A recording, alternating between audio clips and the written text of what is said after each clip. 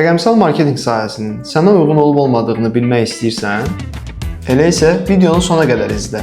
Mən Emin Yusifov sıfırdan rəqəmsal marketinq sahəsini sizinlə bölüşəcəm. Rəqəmsal marketinq məhsul və ya xidmətlərin müştərilərə internet üzərindən çatdırılması üçün qurulan müxtəlif strategiyalardır.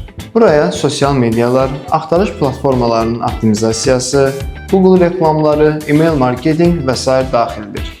Rəqəmsal marketinqin əsas məqsədi markaların rəqəmsal platformalarla hədəf auditoriyasına çatmasını təmin etməkdir. Gəlin, rəqəmsal marketinqin əsas iki prinsipindən danışaq. Məlumatların toplanması, ölçülə bilən nəticələr və onların optimizasiyası. Məlumatların toplanması nədir? Ölçülə bilən nəticələr və onların optimizasiyası nədir? Bunları ətraflı izah edək. Rəqəmsal marketinq sahəsində qərar vermək üçün mütləq şəkildə məlumatları toplamaq lazımdır. Məsələn, istifadəçi hansı platformalar daha çox vaxt keçirir, hansı kontentlərdən istifadə edir, hansı vizualları daha çox bəyənir. Bütün bunları bilmək, öyrənmək vacibdir. Bəs ölçülə bilən nəticələr dedikdə nə nəzərdə tutulur? Rəqəmsal marketinqin ən üstün cəhətlərindən biri nəticələrin ölçülə bilən olmasıdır. Məsələn, reklamlarınız neçə nəfərə çatıb, neçə klik olub, hər klik başına düşən maliyyə və s. və ilaxır. Bunun kimi bir çox ölçülə bilən nəticələr var. Bunları da rəqəmsal marketoloqlar daha çox metriklər adlandırır.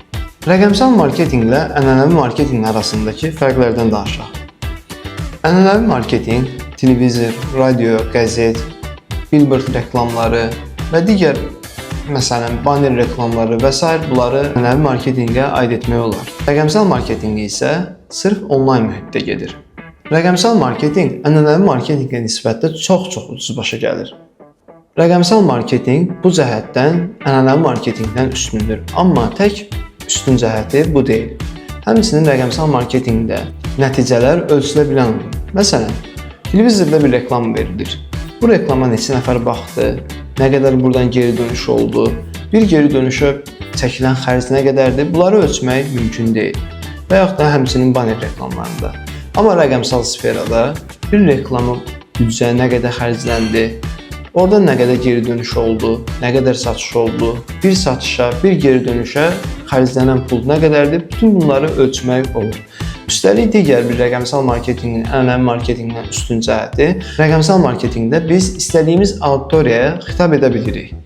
Öz hədəf kütləmizi tapırıq və o hədəf kütlənin maraqlarına uyğun kontentlər, vizuallar və digər vasitələrlə, platformalar vasitəsilə qarşılarına çıxırıq.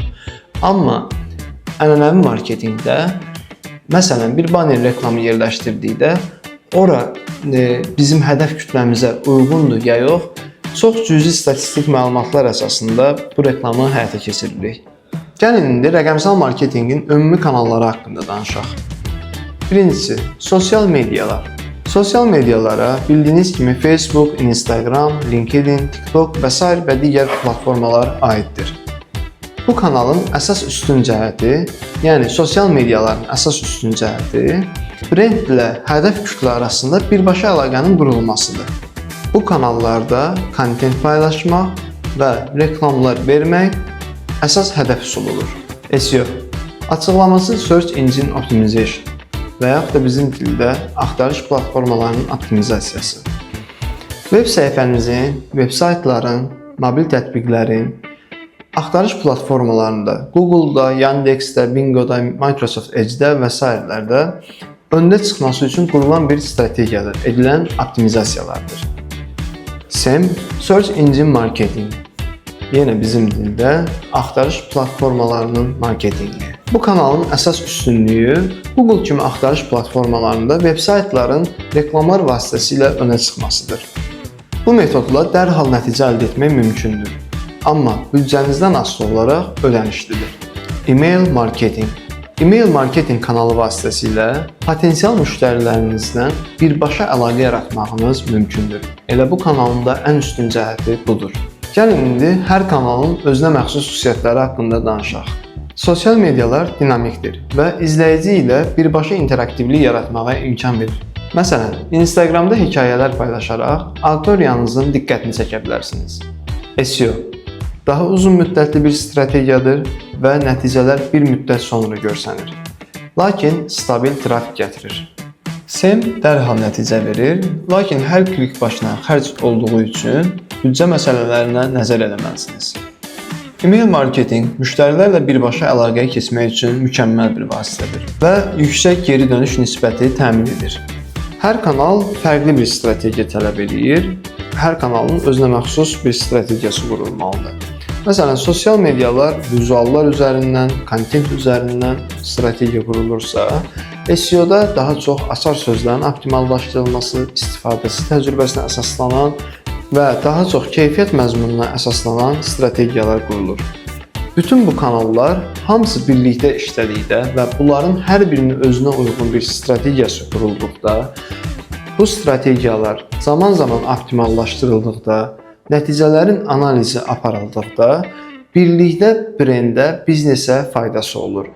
Unutmayın ki, rəqəmsal marketinqdə mükəmməl strategiyalar biznesinizin mükəmməl tanınmasına gətirib çıxardır. Bu video sənin üçün faydalı oldusa, kanala abunə olmağı və bildirişləri açmağı unutmayın. Növbəti dərsdə görüşənədək.